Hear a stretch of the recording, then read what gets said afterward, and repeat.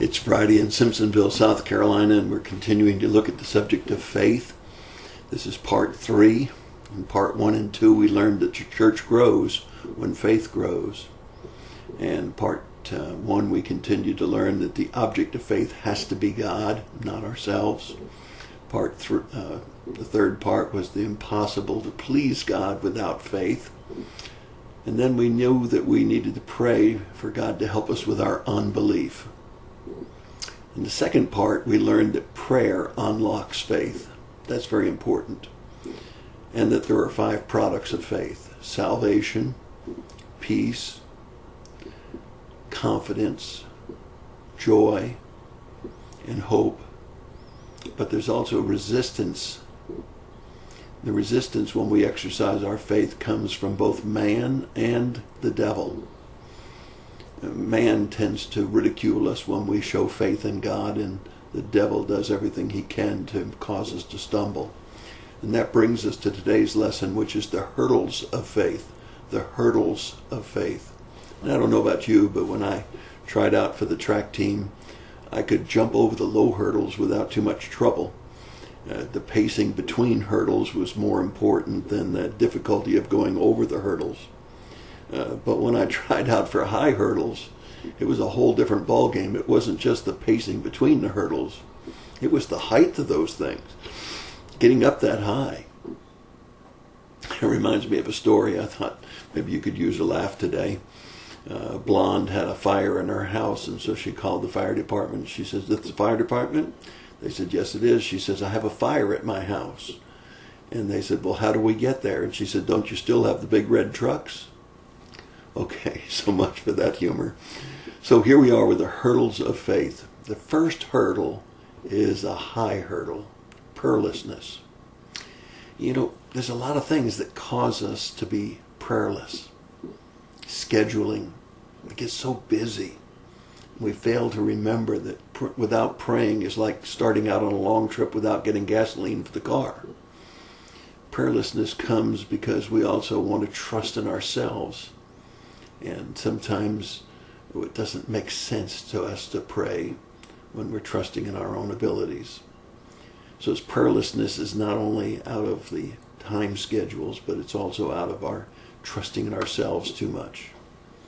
And James 1, 5, and 6 says that sometimes we just lack the wisdom to realize that we need to pray. The second high hurdle is doubt. And there's a lot of doubt that comes into prayerlessness.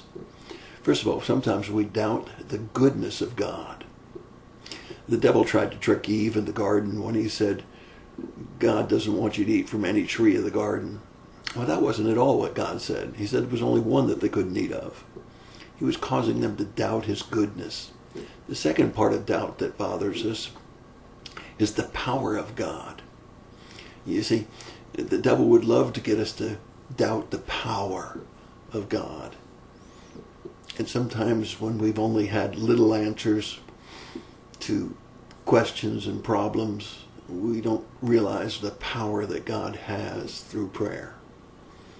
And thirdly, we doubt because we don't have the wisdom that we need to realize that we shouldn't ever doubt.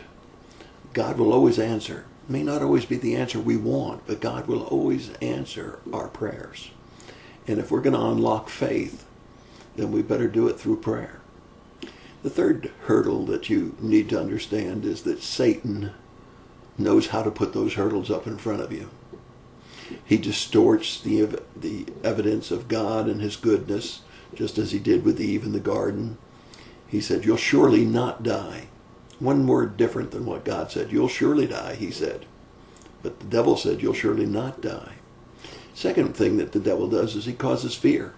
He gets you to look at the height of that hurdle, just as he got Peter to look at the wind and the waves instead of continuing to keep his eyes on him.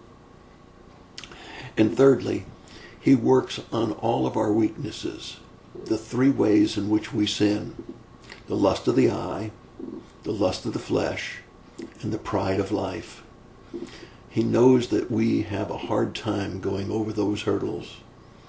When we see something we want, when we desire something in the flesh, and when our pride gets in the way. Yes, those are pretty high hurdles, pretty difficult hurdles.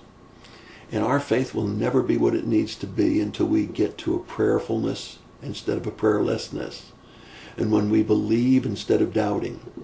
And so the verse that you need to remember is Proverbs 3, 5, and 6. Trust in the Lord with all your heart. Lean not on your own understanding.